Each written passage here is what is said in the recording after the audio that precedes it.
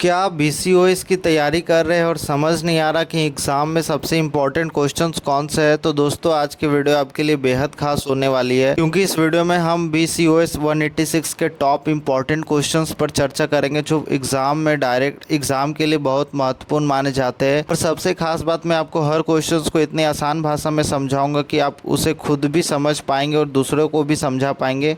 इसलिए वीडियो को बिल्कुल भी स्किप मत कीजिए, क्योंकि यहाँ आखिर तक आपको कई एग्जाम ओरिएंटेड टिप्स मिलने वाली है। लेकिन उससे पहले अगर आप हमारे चैनल पे नए हो तो चैनल को सब्सक्राइब करके बेल नोटिफिकेशन पे ऑल पे सेट कर लीजिए, ताकि इग्नू के हर महत्वपूर्ण जानकारी सबसे पहले और सबसे आसान भाषा में मिलते रहे। इससे पहले आज मैं आपको टॉप 10 मोस्ट इम्पॉर्टेंट क्वेश्चंस के बारे में चर्चा करने वाला हूँ। ये अगर इस वीडियो में ज़्यादा से ज़्यादा लाइक्स, ज़्यादा से ज़्यादा कमेंट और अच्छा रिस्पॉन्ड आता है तो मैं नेक्स्ट वीडियोस जल्द ही लेके आऊँगा। तो सबसे पहला क्वेश्चन ये है कि व्यक्तिगत क्रिया क्या है? What is personal selling? तो आपको मैं एक चीज़ बता दूँ, यहाँ पे आपको बाइलिंगुअल दिखेगा। पहले आपको इंग्लिश में और पहले हिंदी में आंसर्स दिखेंगे, उसके बाद फिर इंग्लिश में भी आंसर है, तो दोनों को कवर किया हूँ मैं। सबसे पहले बात करते हैं, तो इसका आंसर है, जब कोई विक्रेता या सेल्स पर्सन किसी ग्राहक से सीधे मिलकर बातचीत करके उसे किसी उत्पाद या सेवा को खरीदने के लिए प्रेरित करता है तो इस प्रक्रिया को पर्सनल सेलिंग कहा जाता है। अगर आसान शब्दों में कहूँ तो पर्सनल सेलिंग का मतलब है फेस टू फेस कम्युनिकेशन।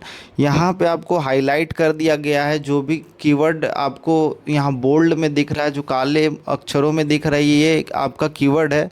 तो इन कीवर्ड के थ्रू आप याद रख सकते हो। पर्सनल सेलिंग का मतलब फेस टू फेस कम्युनिकेशन, यानी ग्राहक और विक्रेता के बीच सीधा संपर्क होता है। एक एग्जांपल में बताऊं तो जब आप किसी मोबाइल शोरूम में जाते हो और वहां का सेल्समैन आपको किसी मोबाइल्स के फीचर, कैमरा, बैटरी और कीमत के बारे में समझाता है तथा आपको उसे खरीदने के लिए प्रेरित करता है, तो वह पर्सनल सेलिंग का सबसे अच्छा उदाहरण है।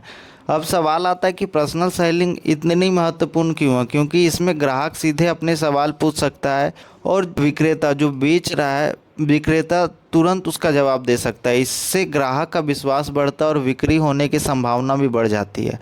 पर्सनल सेलिंग की कुछ मुख्य विशेषताएं हैं, जैसे कि सबसे पहली डायरेक्ट कांटेक्ट, यानी सीधा संपर्क कर सकते हैं। दूसरा, ये टू वे कम्युनिकेशन होता है, यानी दोनों तरफ से बातचीत होता है। तीसरा जो है इमीडिएट फीडबैक, यानी तुरंत प्रतिक्रिया मिलता है। और चौथा जो होता है, इससे लॉन्ग टर्म रिलेशनशिप, यानी ग्राहक के साथ लंबे समय तक अच्छा संबंध बनता है इससे। अगर एग्जाम पॉइंट ऑफ व्यू से मैं डेफिनेशन को याद रखने के लिए बताऊं तो इंग्लिश में यह है, personal selling is a face to face communication process in which a sales person persuades a customer to purchase a product और सर्विस। तो इस तरीके से आप इसका डेफिनेशन याद रख सकते हो। और एक लाइन में याद रखना हो हिंदी में, तो ग्राहक से सीधे मिलकर उत्पाद बेचने की कला को पर्सनल सेलिंग कहते हैं। ठीक है, उसके बाद यहाँ पे आपको इंग्लिश में भी आंसर दिया हुआ है। Personal selling is one of the most important tools of marketing. It is a process in which a sales person directly interacts with customer and persuades them to purchase a product of service. तो यहाँ पे मैंने इसका हिंदी बता दी और वही same चीज़ English में लिखा हुआ है, तो आप इसको स्क्रॉल करके देख सकते हो। मैं स्क्रॉल कर रहा हूँ, आप एक एक लाइन देख लेना। इस तरीके से आपको इंग्लिश में लिखना है कि इसके पर्सनल सेलिंग के ऑब्जेक्टिव क्या होते हैं, पर्सनल सेलिंग का महत्व क्या है। तो इस तरीके से अगर आप पॉइंट वाइज में लिखेंगे ना, तो आपका जो मार्क्स है वो आने के चांसेस बढ़ जाते हैं। उसके बाद लास्ट में आपको एक चीज़ हमेशा ध्यान रखना है कि आपको कंक्लूजन जरूर लिखना है। नेक्स्ट क्वेश्चन है, विक्रय प्रक्रिया के चरण क्या है? What are the steps in the selling process? तो इसका आंसर है, जब कोई विक्रेता किसी ग्राहक को खोजने से लेकर उत्पाद बेचने और बिक्री के बाद भी संपर्क बनाए रखने तक जो पूरी प्रक्रिया अपनाता है, उसे सेलिंग प्रोसेस कहा जाता है। अब हम इसके 7 महत्वपूर्ण चरणों को आसान भाषा में समझते हैं। सबसे पहले है प्रोस्पेक्टिंग, इसका हिंदी होता है संभावित ग्राहकों की खोज।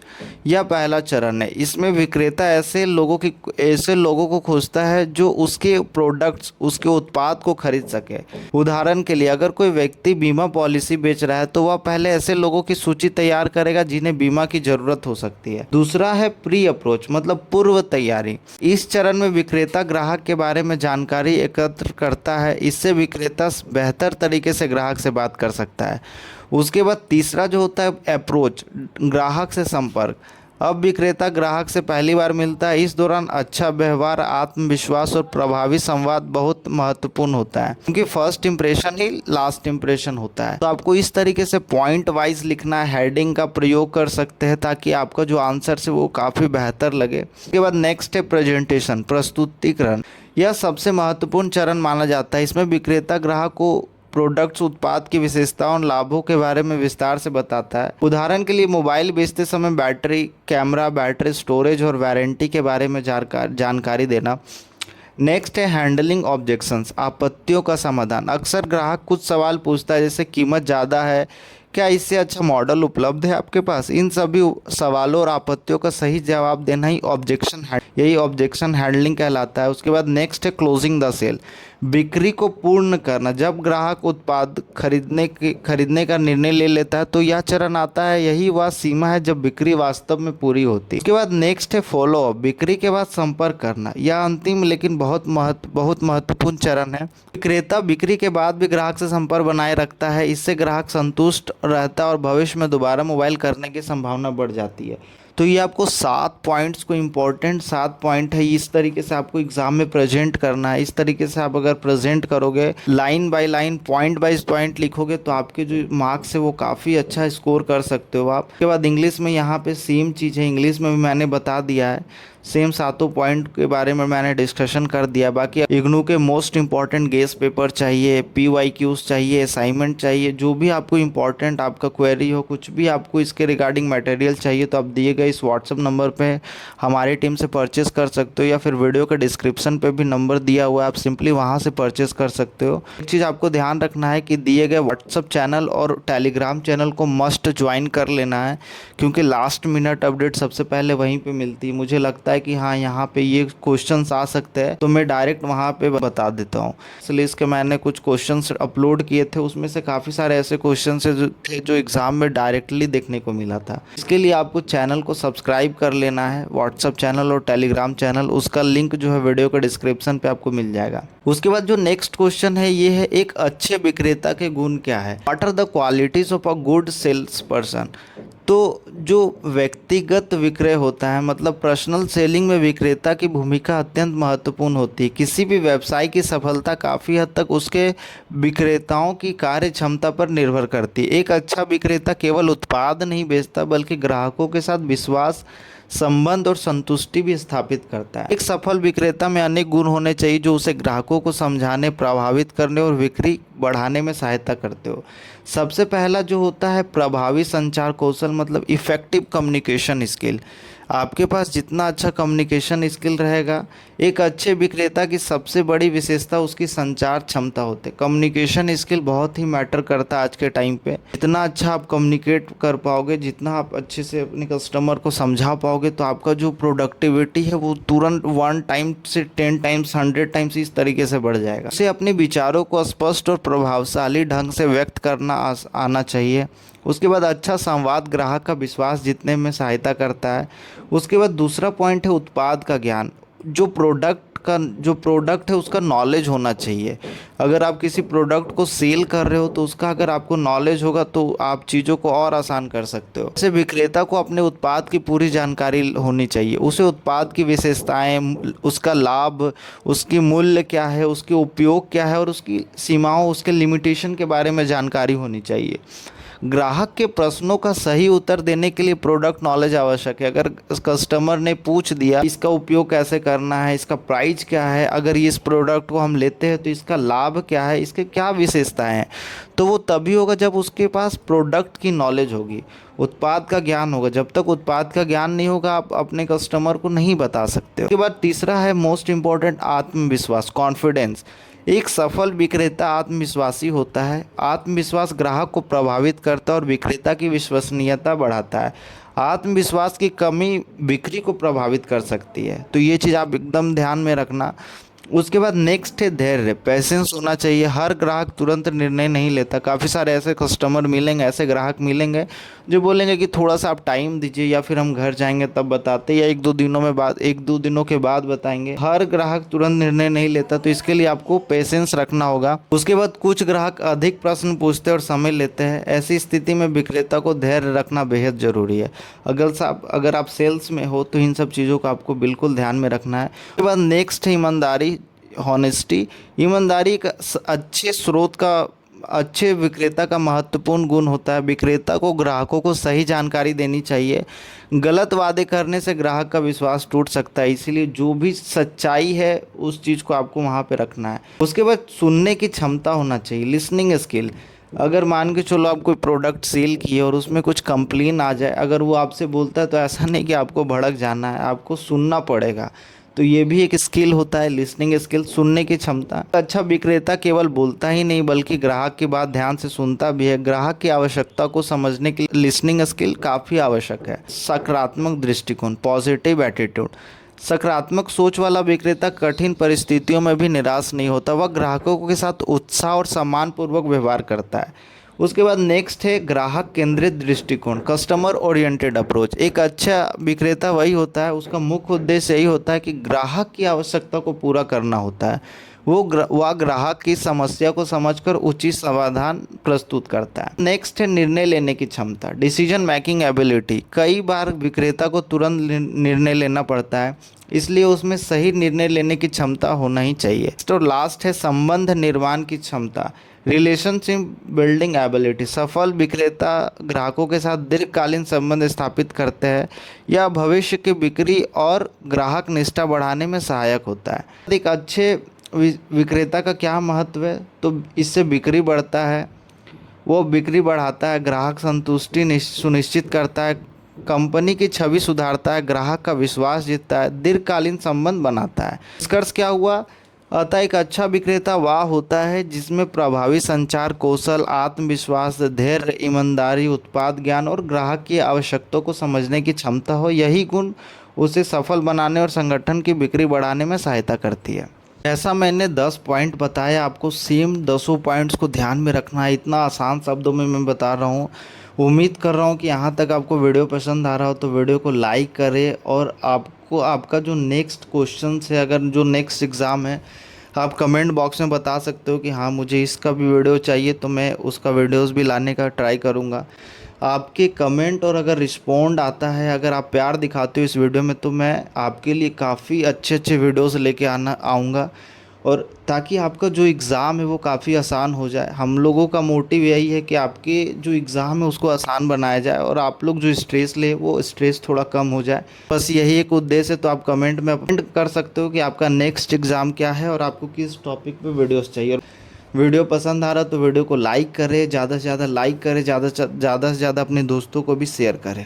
उसके बाद मैंने इंग्लिश में भी वही चीज़ बताया है जो मैंने हिंदी में बताया, तो आपको स्टेप बाय स्टेप मैं स्क्रॉल कर रहा हूँ, आप यहाँ से देख के याद कर सकते हो। आप स्क्रीन में देख लेना, आपको दिख रहा होगा, अच्छे से आप याद कर सकते हो। स्क्रीन पे आपको मैंने यहाँ 10 पॉइंट्स दिखा दिया है।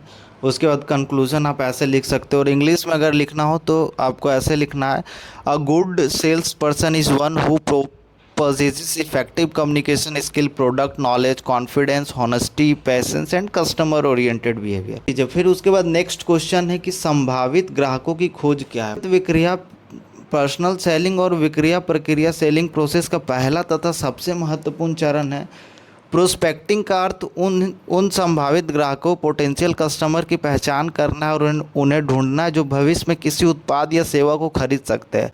सरल शब्दों में मैं बताऊं तो संभावित ग्राहकों की खोज की प्रक्रिया को प्रोस्पेक्टिंग कहते हैं। यदि किसी विक्रेता के पास संभावित ग्राहक ही नहीं होंगे तो वह बिक्री नहीं कर पाएगा, इसलिए प्रोस्पेक्टिंग को बिक्री की न्यू फाउंडेशन ऑफ सेलिंग कहा जाता है। उदाहरण के लिए, यदि कोई व्यक्ति लाइफ इंश्योरेंस बेचता है तो वह पहले ऐसे लोगों की पहचान करेगा जिन्हें भविष्य में बीमा की आवश्यकता है, ही प्रोस्पेक्टिंग कहलाती है।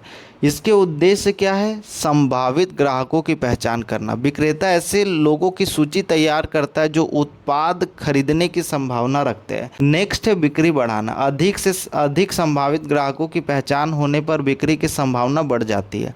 समय और प्रयास की बचत। सभी ग्राहकों तक पहुंचने से समय और संसाधनों की बचत होती है। उसके बाद नए ग्राहकों को जोड़ना। प्रोस्पेक्टिंग व्यवसाय को लगातार नए ग्राहक प्रदान करती है। इसके सोर्सेस ऑफ प्रोस्पेक्टिंग क्या है, इसके स्रोत क्या क्या है? तो सबसे पहला है रेफरेंसेस, सिफारिश। मौजूदा ग्राहक नए ग्राहकों के बारे में जानकारी देता है। उसके बाद फ्रेंड्स एंड रिलेटिव, दोस्तों रिश्तेदारों से संभावित ग्राहकों की जानकारी मिल सकती है। तीसरा है डायरेक्टरीज, मतलब टेलीफोन डायरेक्टरी, बिजनेस डायरेक्टरी आदि। चौथा है सोशल मीडिया, जैसे फेसबुक, इंस्टाग्राम, लिंक्डइन आदि प्लेटफॉर्म से मिल जाता है। उसके बाद है ट्रेड फेयर्स एंड एग्जीबिशन, व्यापार मेले और प्रदर्शनियों से नए ग्राहकों से संपर्क व्यवस्था स्थापित किया जा सकता है। उसके बाद है ऑनलाइन सोर्सेज, जैसे वेबसाइट, ईमेल और ऑनलाइन प्लेटफॉर्म के जरिए भी। उसके बाद एक अच्छे प्रोस्पेक्ट की क्या क्या विशेषता होती है, तो जिसे उत्पाद की आवश्यकता हो, जिसके पास खरीदने की क्षमता हो, जो खरीदने का निर्णय लेने में सक्षम हो, जिसे उत्पाद में रुचि हो। इसका महत्व क्या है? तो सबसे पहले बिक्री की शुरुआत या सेलिंग प्रोसेस का पहला चरण है। दूसरा है ग्राहक आधार बढ़ाना, नए ग्राहक व्यवसाय के विकास में मदद करते हैं। तीसरा है बिक्री के अवसर को बढ़ाना, अधिक प्रोस्पेक्ट का अर्थ अधिक सेल्स अपॉर्चुनिटी है। चौथा है व्यापार का विकास करना, मतलब प्रोस्पेक्टिव से व्यवसाय का विस्तार संभव होता है। उदाहरण मान लीजिए संगम इंटरप्राइजेस पेपर प्लेट और दोना बेचती है। यदि आप शादी आयोजक, होटल मालिक, मिठाई के दुकानदार हो या आप कैटरर्स की सूची तैयार कर सकते हो, तो यह प्रोस्पेक्टिंग का उदाहरण होता है। इसका निष्कर्ष ये है कि बिक्री प्रक्रिया का पहला और अत्यंत महत्वपूर्ण चरण है। इसके माध्यम से संभावित ग्राहकों की पहचान की जाती है, जिससे बिक्री और व्यापार दोनों में वृद्धि होती है। उसके बाद मैंने सेम इंग्लिश में ही बता दिया है, तो आप सेम आप देख सकते हो, यहाँ पे आपको दिख रहा होगा इसका डेफिनेशन। फिर ऑब्जेक्टिव्स ऑफ प्रोस्पेक्टिंग क्या है, उसके बाद सोर्सेस ऑफ प्रोस्पेक्टिंग क्या है, गुड प्रोस्पेक्ट के कैरेक्टरिस्टिक्स क्या है, इंपॉर्टेंस ऑफ प्रोस्पेक्टिंग क्या है, तो सारा कुछ मैंने यहाँ पे बताया। फिर लास्ट में कंक्लूजन भी बताया है, तो आप इस तरीके से देख सकते हो। उसके बाद आपको एक लाइन में याद रखना हो तो ये आप याद रख सकते हो कि prospecting is the process of identifying and locating potential customers who are likely to purchase a product और सर्विस। उसके बाद लास्ट, अभी आज फर्स्ट पार्ट का लास्ट क्वेश्चन है, विक्रय प्रस्तुतिकरण क्या है? What is sales presentation? इसका आंसर है सेल्स प्रेजेंटेशन व्यक्तिगत विक्रिया की सबसे महत्वपूर्ण गतिविधियों में से एक है। यह विक्रिया प्रक्रिया का वह चरण है जिसमें विक्रेता ग्राहक को उत्पाद या सेवा के बारे में विस्तार से जानकारी देता है और उसे खरीदने के लिए प्रेरित करता है। अगर सरल शब्दों में मैं बताऊं, जब विक्रेता ग्राहक को उत्पाद की विशेषताओं, लाभों और उपयोगिता के बारे में समझाता है तो उसे सेल्स प्रेजेंटेशन कहते हैं। इसका मुख्य उद्देश्य केवल प्रोडक्ट्स की जानकारी देना नहीं होता, बल्कि ग्राहक को यह विश्वास दिलाना भी है कि यह प्रोडक्ट्स जो है उसकी आवश्यकता को पूरा करेगा। यदि कोई ग्राहक मोबाइल खरीदने आता है तो विक्रेता उसे मोबाइल का कैमरा, बैटरी, प्रोसेसर, स्टोरेज और अन्य सुविधा के बारे में बताता है।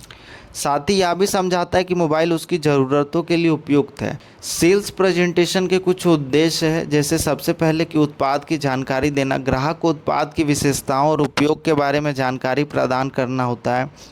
उसके बाद ग्राहक की रुचि को बढ़ाना, ग्राहक को उत्पाद के प्रति आकर्षित करना। तीसरा है ग्राहक की शंकाओं का समाधान करना, उत्पाद से संबंधित प्रश्नों का उत्तर देना। चौथा है बिक्री बढ़ाना, ग्राहक को खरीदारी के लिए प्रेरित करता है।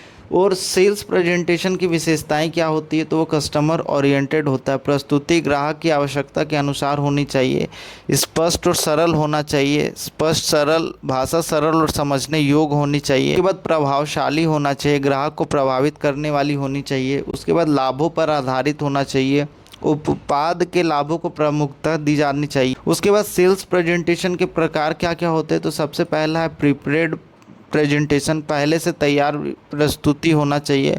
उसके बाद नीड सेटिस्फैक्शन प्रेजेंटेशन, ग्राहक की आवश्यकता के अनुसार प्रस्तुति आपको पेश करना है।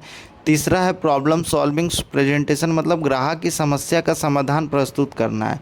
सेल्स प्रेजेंटेशन का महत्व क्या होता है? तो सबसे पहला बिक्री बढ़ाने में सहायता है, प्रभावी प्रस्तुति बिक्री की संभावना बढ़ाती है। दूसरा है ग्राहक का विश्वास बढ़ाती है, ग्राहक उत्पाद को बेहतर समझ पाता है। तीसरा है नए उत्पादों का प्रचार करना, नए उत्पादों को बाजार में स्थापित करने में मदद करती है। तीसरा है प्रतिस्पर्धा में लाभ, कंपनियों को प्रतियोगियों से अलग पहचान दिलाती है। उदाहरण मान लीजिए कि संगम इंटरप्राइजेस नई प्रीमियम पेपर प्लेट्स बाजार में लाई। अब ग्राहक को बताइए कि फूड ग्रेड मटेरियल है, ये इको फ्रेंडली प्रोडक्ट है, जो क्वालिटी है वो स्ट्रॉन्ग है, शादी और पार्टी के लिए उपयुक्त है, किफ़ायती कीमत पे है। इस प्रकार उत्पाद के लाभों को समझाना सेल्स प्रेजेंटेशन कहलाता है।